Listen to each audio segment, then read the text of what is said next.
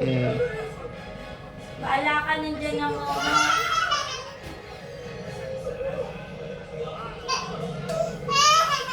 Oo, katumakbo.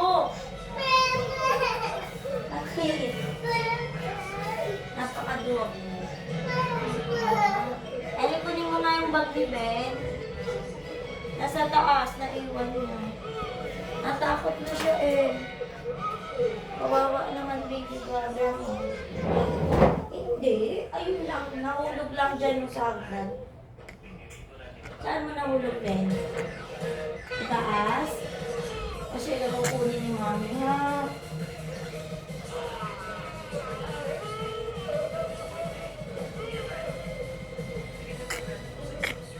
Diyan ka na, ano to? Paano ko kukunin? Eli,